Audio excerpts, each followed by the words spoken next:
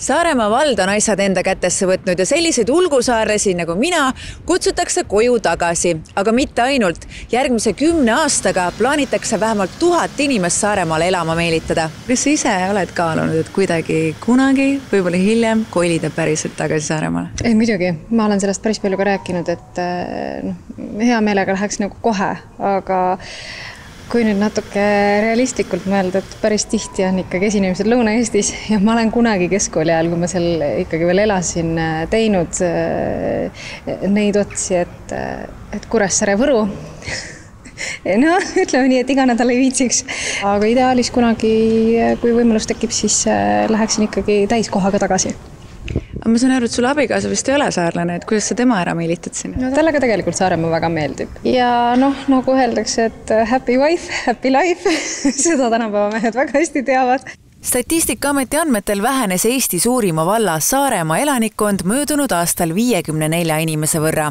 See aga kohalikele istu ning Bornholmi saare eeskujul võeti tööle sisseviskaja ehk meitele kolimise konsultant. Minu roll on informeerida, infot koguda, kutsuda inimesi Saaremaale, aidata neid vajaliku infoga, viia kokku näiteks kinnisvaras, viia kokku tööpakkujatega, otsida koolilasteaia kohti.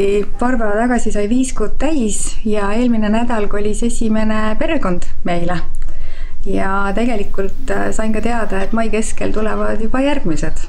Sisseviskaja suhtleb praegu 21 potentsiaalse huvilisega, kellest 19 puhul on tegu peredega. Ümberasumisega abistatakse nii lihtsalt Saaremaa fänne, kes soovivad sinna elama kolida, kui ka neid, kes soovivad juurde tagasi pöörduda.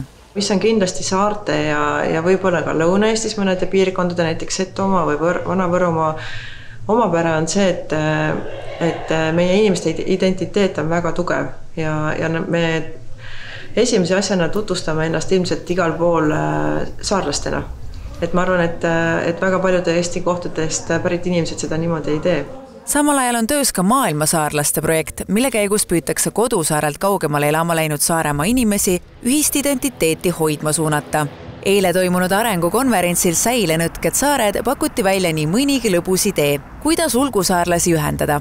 Külas nii mõte Saaremaa saatkonnast Tallinnas, Saaremaa viisast, oma rahast kui ka e-residentsusest.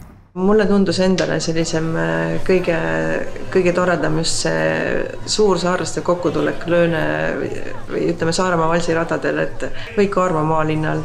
Ja tegelikult ka väga tore oli mõte, et miks ei võiks saarlased hakata nii-öelda siia kokku käima muinastule tööl, mis on selline väga saarlusele omane tähtpäev või sündmus, et hakata seda niimoodi ühiselt tähistama. Kuigi saartel on levinud ütlus, et päris kohalikuks ei saa kunagi, saarlaseks ainult sünnitakse, siis nii hullusti tegelikult lugu pole. Heatahtlikud ja kohalikke tavasid austavad tulijad võetakse kõik vastu, sest saartel on omamoodi maagia ja seda tuleb ka jagada.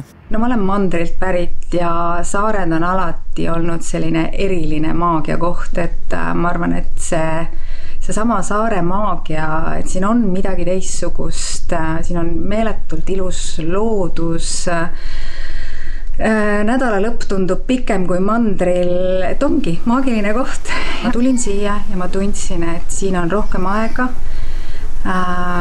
Siin on mul rohkem aega olulisteks asjadeks nagu perele, iseendale. Ja samas minu jaoks on siit maailm täpselt samamoodi avatud nagu oli Tallinnast.